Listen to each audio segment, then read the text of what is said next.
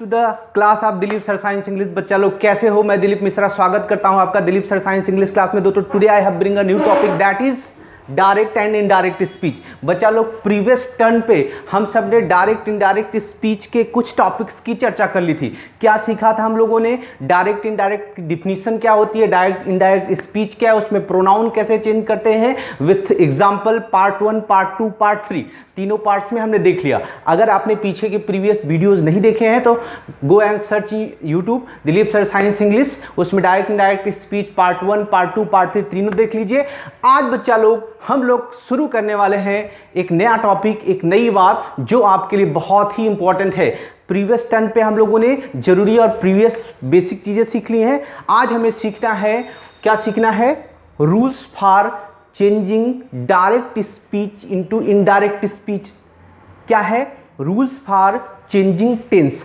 बच्चा लोग हम लोगों ने कई बार देखा है कि जब हम डायरेक्ट स्पीच को इनडायरेक्ट स्पीच में बदलते हैं तो हमको क्या चेंज करना पड़ता है? टेंस चेंज करना पड़ता है। तो आज हमें सीखना है कि how can we change the tense of reported speech. Reported speech का टेंस हम कैसे बदलेंगे? Without wasting time let's start the video. Come to the point. Video को स्किप ना करें, अंत तक देखें, आपको बहुत अच्छे तरह से आने वाला है। Come to the point. देखो बच्चा लोग, rules for changing tense, tense बदलने के नियम। Why we should change the tense, हमें टेंस क्यों बदलना चाहिए? टेंस बदलने के पीछे रीजन क्या है? तो come to the point, come to the definition. यदि रिपोर्टिंग वर्ब पास्ट टेंस में हो, वर्ड पे ध्यान देना बच्चा लोग, यदि रिपोर्टिंग वर्ब पास्ट टेंस में हो, हमको कैसे पता चला भैया पास्ट टेंस में है? अर्थात SAID सेड लिखा हो। यदि रिपोर्टिंग स्पीच पास्ट टेंस में हो अर्थात क्या लिखा हो? SAID सेड लिखा हो, तो रिपोर्टेड स्पीच की क्रिया का टेंस निम्न अनुसार बदलता है। समझ में आई बात बच्चों लोग? यदि रिपोर्टिंग वर्ब पास्ट टेंस में हो अर्थात हमको कैसे पता चलेगा कि पास्ट टेंस में हो? SAID सेड लिखा हो। ये बच्चा लोग रिपोर्टिंग वर्ब क्या है तो मैं आपको ध्यान दिला दूं। ये एक सेंटेंस लिखा है, एग्जाम्पल लिखा है, Raju said I am happy. Raju ने कहा आई एम हैप्पी, मैं खुश हूं बच्चा लोग। अच्छा, राजू सेड। अब हम लोगों ने देखा कि डायरेक्ट स्पीच के दो भाग होते हैं। ये दो चिड़िया जो उड़ रहे हैं इनको क्या बोलते हैं? Inverted comma. एक सेंटेंस इन्वर्टेड कॉमा के अंदर रहता है और एक सेंटेंस इन्वर्टेड कॉमा के बाहर रहता है। इन्वर्टेड कॉमा के अंदर वाले सेंटेंस को कहते हैं रिपोर्टेड स्पीच और इसका अर्थ होता है कही गई बात। और बाहर वाले भाग को क्या कहते हैं? Reporting speech. और इसके होते हैं दो भाग, एक रिपोर्टर और दूसरा रिपोर्टिंग वर्ब। बच्चा लोग यहाँ पे जो भी नाउन प्रोनाउन नाम कुछ भी लिखा होगा वो रिपोर्टर होगा और उसके बाद जो भी यहाँ लिखा होगा, यस से वाई से लिखा हो, विल से लिखा है, हैज़ बीन से लिखा है, जो भी लिखा है ये क्या होगी? रिपोर्टिंग वर्ब लिखेगी। जो से अथवा सेड लिखा होगा वो क्या होगी? रिपोर्टिंग वर्ब होगी। क्या होगी बच्चा लोग? रिपोर्टिंग वर्ब होगी। तो हम लोग क्या पढ़ रहे हैं? लास्ट टेंस में हमने जो ने पढ़ा उसमें हमने पढ़ा यहाँ पे SAID सेड नहीं लिखा था, SAY से लिखा था। क्या लिखा था? SAY से लिखा था। तो से जब लिखा रहेगा यानी जब तक रिपोर्टिंग स्पीच, सॉरी, जब तक रिपोर्टिंग वर्ब, रिपोर्टिंग वर्ब कौन होता है बच्चा लोग? जो यहाँ पर SAY अथवा SAID सेड लिखा होगा वो क्या होती है? Reporting verb. तो जब तक रिपोर्टिंग वर्ब प्रेजेंट और फ्यूचर टेंस में रहती है तब तक रिपोर्टेड स्पीच की क्रिया का टेंस नहीं बदलता है। यानी जब रिपोर्टिंग वर्ब पास्ट टेंस में होगी अर्थात SAID सेड लिखा होगा तो ही इधर की क्रिया का टेंस बदलेगा। ये हिस्सा क्या कहलाता है? Reported speech. तो बच्चा लोग हम लोगों ने यही सीखा, यहाँ पर यही बात लिखी है कि यदि रिपोर्टिंग वर्ब पास्ट टेंस में हो, किस में हो बच्चा लोग? पास्ट टेंस में हो। अर्थात हमको कैसे, अभी ध्यान देना, सेंटेंस पे समझना बच्चा लोग। यदि रिपोर्टिंग वर्ब पास्ट टेंस में हो अर्थात यहाँ पे क्या लिखा हो? SAID सेड लिखा हो तो रिपोर्टेड स्पीच की क्रिया का टेंस, यहाँ पर जो भी वर्ब आएगी उसकी क्रिया का टेंस बदलेगा। कैसे बदलेगा, रूल्स यहाँ पर देख लें। इस बात को बहुत अच्छे से सीखना है। मैंने बहुत शॉर्टकट में बताया है और इतना शॉर्टकट है कि अगर आप इसको 2 बार 4 बार पढ़ लोगे तो आपके माइंड में सेट हो जाएगा। और कभी भी डायरेक्ट को इनडायरेक्ट में बदलते समय, टेंस चेंज करते समय आपके टेंस परिवर्तन में there will be no mistake, कोई गलती नहीं होगी और हम होने भी नहीं देंगे। कम टू द पॉइंट, देख लो और सीख लो। बहुत आसान है, कैसे सीखोगे देखो। जब रिपोर्टिंग वर्ब पास्ट टेंस में हो जाएगी, अर्थात यहां पर सेड और सिर्फ सेड लिखा रहेगा। क्या लिखा होगा? SAID, said and only said and nothing बेरबुली, इसके अलावा कुछ भी नहीं होगा।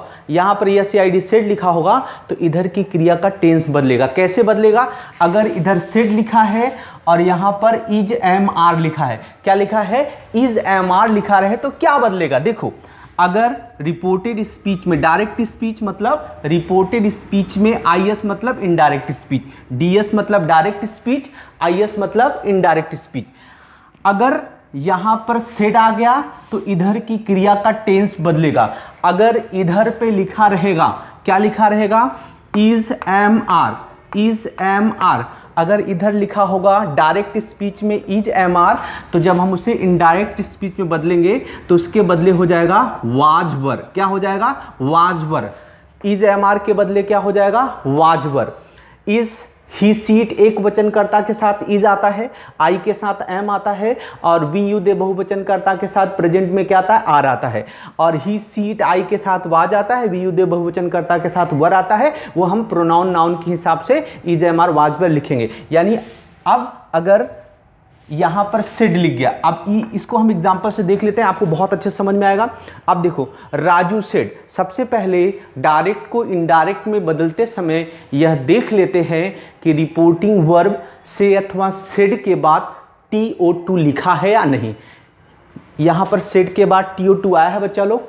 नहीं आया है। यदि रिपोर्टिंग वर्ब से अथवा सेड के बाद TO2 नहीं लिखा है तो रिपोर्टेड स्पीच को बिना किसी परिवर्तन, यानी रिपोर्टिंग स्पीच को बिना किसी परिवर्तन को एज इट इज लिख लिया जाता है। यानी यहाँ सेड के बाद 2 नहीं लिखा है तो जैसा लिखा है लिख लिया। फिर हम लोगों ने पढ़ा ये कॉमा इन्वर्टेड कॉमा हट जाता है, इसके बदले कंजक्शन आता है दैट। इतना करने के तुरंत बाद हमें रिपोर्टेड स्पीच का प्रोनाउन पहचानना होता है, और प्रोनाउन चेंज करने के रूल्स हम लोगों ने सीखा है SON अपॉन 1 2 3। हर बार आपको लिखना है जब तक आपकी प्रैक्टिस ना हो जाए। जहां S for subject, O for object, N for नोचित, 1 for first person, 2 for second person and 3 for third person. First person का प्रोनाउन सब्जेक्ट कौन सा, सेकेंड पर्सन का प्रोनाउन ऑब्जेक्ट कौन सा, थर्ड पर्सन का प्रोनाउन नो चेंज। हमको कैसे पता चलेगा? प्रीवियस वीडियोस देख लो आप। 1 for first person, first person में आता है आई और वी। अगर रिपोर्टेड स्पीच में यहाँ पर लिखा होगा आई वी तो फर्स्ट पर्सन है, यू लिखा है तो सेकेंड पर्सन है। इसके अलावा कुछ भी है सब क्या होगा? थर्ड पर्सन होगा। ठीक है, आई वी यू, 3 चीज याद रखना है। आई वी है तो फर्स्ट, यू है तो सेकंड, इसके अलावा कुछ भी है सब थर्ड। अब यहां पर क्या लिखा है बच्चा लोग? आई, तो आई कौन सा person? First person. First person का प्रोनाउन सब्जेक्ट कौन सा? सब्जेक्ट मतलब रिपोर्टिंग स्पीच के सब्जेक्ट अनुसार। सब्जेक्ट क्या है? राजू, लड़के का नाम है, लड़के का नाम है राजू को राजू न बुलाकर आपको बुलाना है तो क्या कहोगे? वह का अंग्रेजी क्या होता है? ही।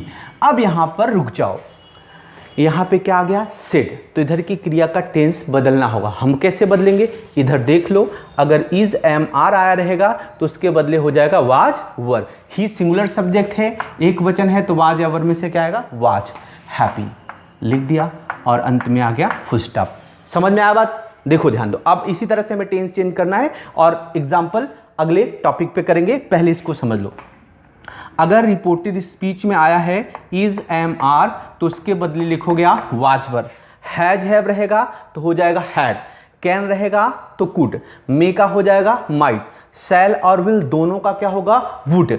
वर्ब की फर्स्ट फॉर्म होगी तो बदल जाएगी वर्ब की सेकेंड फॉर्म में। डज डू नॉट होगा तो बदल जाएगा डिड नॉट। वर्ब की सेकेंड फॉर्म हो जाएगी तो हैड और क्या हो जाएगी? V3। हैड और क्या हो जाएगी? V3। बच्चा लोग एक चीज इसमें और ऐड कर देता हूं, अगर डिड के साथ नॉट आया है और वर्ब की फर्स्ट फॉर्म लिखिए, ध्यान देना, डिड के साथ क्या आया हुआ है? नॉट आया हुआ है और उसके साथ वर्ब की फर्स्ट फॉर्म लिखी है तो वो हो जाएगी हैड नॉट, और वर्ब की फर्स्ट फॉर्म की जगह फर्स्ट फॉर्म की जगह क्या हो जाएगी, वर्ब की थर्ड फॉर्म V3। ध्यान देना, क्योंकि डिड के साथ निगेटिव सेंटेंस में, इंटरोगेटिव सेंटेंस में वर्ब की फर्स्ट फॉर्म आती है।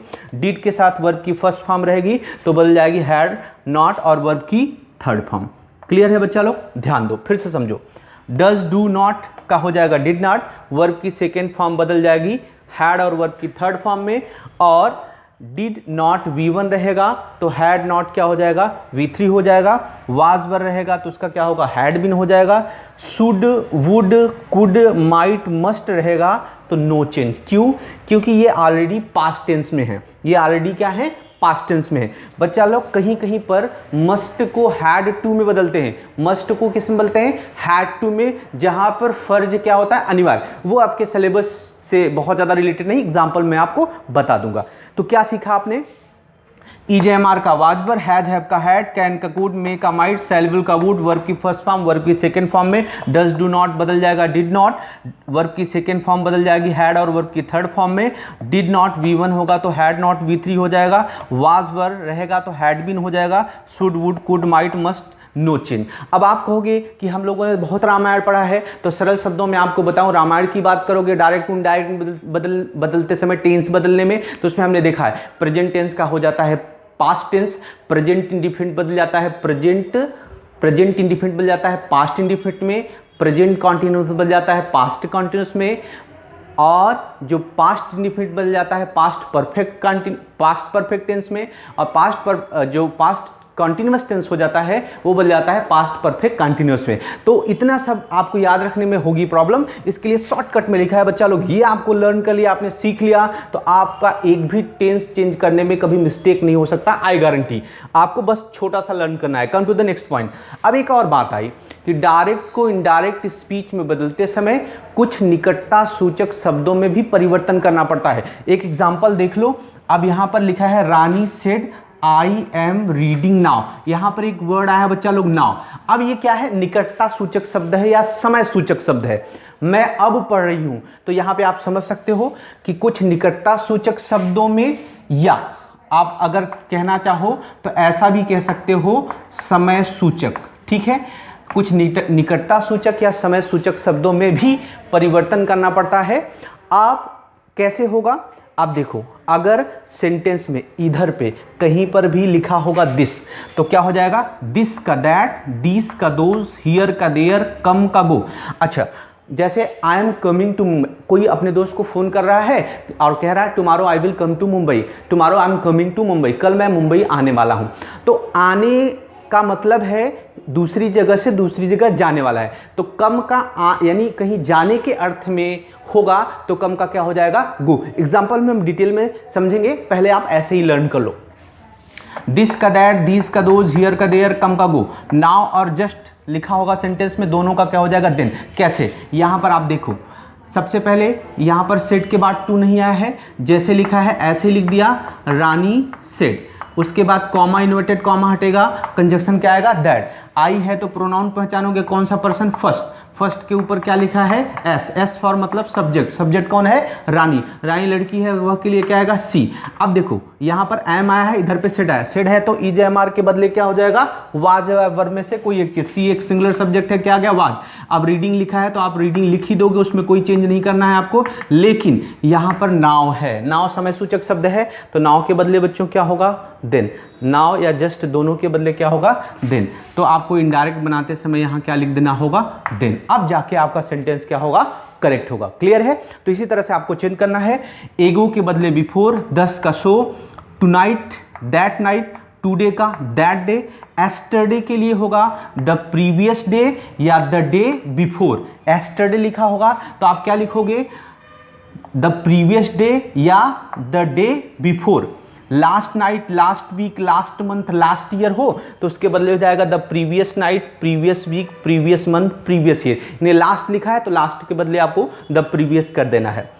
Tomorrow, the next day, tomorrow मतलब कम, द नेक्स्ट डे मतलब आने वाला कल, टुमारो का द नेक्स्ट डे। अगर लिखा हो the next day, the next week, the next month, the next year, तो उसके बदले क्या होगा, the following day, the following week, the following month और द फॉलोइंग ईयर। क्लियर है बच्चा लोग, समझ में आ गई बात? आपको इसको अच्छे से मेमोराइज करना है, समझना है। एक और नोट, सनातन सत्य और कहावत हो तो उसका टेंस नहीं बदलते हैं। सनातन सत्य और कहावत क्या है? जैसे एग्जाम्पल लिखा, he said the sun rises in the east, उसने कहा सूर्य पूरब में उगता है। तो ये क्या है बच्चों?